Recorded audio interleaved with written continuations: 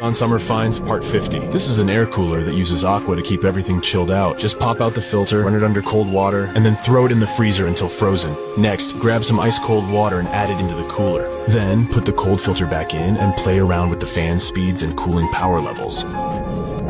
It's also pretty quiet and changes colors.